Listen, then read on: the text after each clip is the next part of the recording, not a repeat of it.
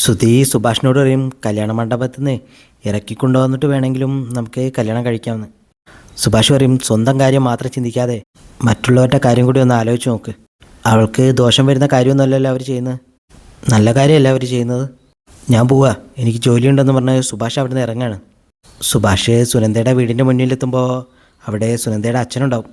സുനന്ദയുടെ അച്ഛൻ്റെ മുഖത്ത് ഒരു ദേഷ്യ ഭാവമാണ്. സുഭാഷ് സൈക്കിൾ അവിടെ നിന്ന് തിരിച്ചു പോകുമ്പോൾ സുനന്ദയുടെ അച്ഛന് സമാധാനമാവും. സുഭാഷ് ജോലി സ്ഥലത്ത് നിൽക്കുമ്പോഴും സുഭാഷിൻ്റെ മനസ്സ് അവിടെ ഒന്നുമല്ല.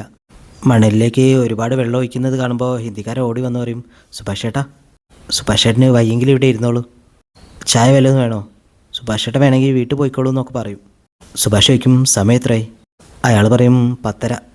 അപ്പോൾ താലികെട്ട് കഴിഞ്ഞ് വേണമല്ലേ? അയാൾ പറയും സുഭാഷ് ചേട്ടൻ്റെ മനസ്സ് ഇവിടെ ഒന്നല്ല, സുഭാഷ് ചേട്ടൻ വീട്ടിൽ പോയിക്കോളൂ, ഞാൻ നോക്കിക്കോളാം. സുഭാഷ് തിരികെ വീട്ടിലേക്ക് പോവാണ്. പോകുന്ന വഴിക്ക് സുനന്ദയുടെ വീടിൻ്റെ അടുത്തെത്തുമ്പോൾ ഒരു കാറിൽ സുനന്ദയും ചെക്കനും വന്ന് ഇറങ്ങുകയാണ്. സുഭാഷ് അവിടെ നിന്ന് അതൊക്കെ നോക്കി കാണുകയാണ്. സുനന്ദയുടെ അമ്മയും അച്ഛനും സുനന്ദയും ചെക്കനെയും അകത്തേക്ക് ആനയിക്കാനുള്ള ഒരുക്കത്തിലാണ്. ഫോട്ടോഗ്രാഫർ ഫോട്ടോ എടുക്കുന്നതിൻ്റെ ഇടയിൽ ചെക്കനോട് പറയും ആ തോളിലൊന്ന് കൈയിട്ട് ഫോട്ടോ എടുക്കുമ്പോൾ സുനന്ദ ജസ്റ്റ് സൈഡിലോട്ടൊന്ന് നോക്കുകയാണ്. ആ സമയത്ത് സുഭാഷിനെ അവിടെ കാണും. സുനന്ദ വിഷമത്തോടെ സുഭാഷിനെ തന്നെ ഇങ്ങനെ നോക്കി നിൽക്കും. അപ്പോഴേക്കും സുഭാഷിൻ്റെ കണ്ണ് നിറയാൻ തുടങ്ങും. സുഭാഷ് കൈകൊണ്ട് ഒരു അനുഗ്രഹം കൊടുക്കുന്നത് പോലെ കാണിക്കും.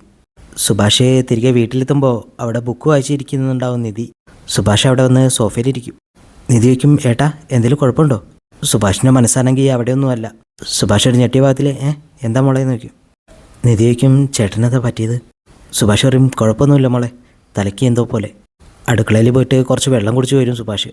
നിധിയാണെങ്കിൽ സുഭാഷിൻ്റെ പിന്നാലെ തന്നെ ഉണ്ട്. നിധി പറയും നമുക്ക് വേണമെങ്കിൽ ഹോസ്പിറ്റലിൽ പോവാം. സുഭാഷ് പറയും അതൊന്നും വേണ്ട മോളെ, ഞാനൊന്ന് കിടക്കട്ടെ, ഇന്നലെ ഒട്ടും ഉറങ്ങിയിട്ടില്ല. അതും പറഞ്ഞ് അകത്തേക്ക് പോകുമ്പോൾ സുഭാഷ് ബാലൻസ് ഇല്ലാതെ ഒരു ടേബിളിൽ തട്ടി വീഴാൻ പോവാണ്. നിധി വന്നിട്ട് പിടിക്കും. എന്നിട്ട് സുഭാഷിനോട് പറയും ഇവിടെ ഇരിക്കുക സുഭാഷ് ഏട്ടാ. സുഭാഷ് കസേരയിലിരിക്കുമ്പോൾ നിധി തൊട്ടടുത്ത് തന്നെ നിലത്തിരിക്കും. എന്നിട്ട് സുഭാഷിനോട് ചോദിക്കും എന്താ സുഭാഷ് ഏട്ടാ പറ്റി? നിധി സുഭാഷിനെ ആശ്വസിപ്പിക്കുമ്പോൾ സുഭാഷ് പൊട്ടിക്കരയാണ്. എനിക്ക് ജോലി സ്ഥലത്ത് പോലും നിൽക്കാൻ വയ്യ, ഇനി അവളെ ഒരിക്കലും കാണരുതെന്ന് വിചാരിച്ചതാ, പക്ഷേ വധുവിൻ്റെ വേഷത്തിൽ ഞാൻ അവളെ കണ്ടുപോയി. സുഭാഷ് സുനന്ദയെപ്പറ്റി ഒരുപാട് പറയാണ്. എന്നിട്ടും ഞാൻ അവളുടെ സ്നേഹമൊക്കെ കണ്ടില്ലെന്ന് നടിച്ചു. ഈ വീടിനെ ഈ നാട്ടിൽ ആർക്കും ഇഷ്ടമല്ല, അവളുടെ അച്ഛനും അമ്മയ്ക്കും ഒന്നും. എന്നിട്ടും അവളതൊന്നും വിലക്കെടുത്തില്ല. അവൾ പറയുന്നത് ഈ നാട്ടിലെ ഏറ്റവും സ്നേഹമുള്ള വീട് ഇതാണെന്നാ. ഞങ്ങളെ സ്വന്തമായിട്ട് കരുതാനും ഞങ്ങളെ സ്നേഹിക്കാനൊക്കെ ഈ നാട്ടിൽ അവൾക്ക് മാത്രമേ കഴിഞ്ഞിരുന്നുള്ളൂ. എന്നിട്ടും ഞാൻ അവളോടുള്ള സ്നേഹം മറച്ചു വെച്ചു. ഞാനൊരു ഭീരുവാണ് നിധി. ഇന്നലെ അവൾ അത്ര ധൈര്യം കാണിച്ചിട്ടും എനിക്ക് തിരിച്ചൊന്നും ചെയ്യാൻ കഴിഞ്ഞില്ല. അവൾ പോകുമ്പോൾ എന്നെ ഒരു നോട്ടം നോക്കി. നിധിയാണെങ്കിൽ ഇതൊക്കെ കേട്ട് കരഞ്ഞുകൊണ്ടേ ഇരിക്കുകയാണ്.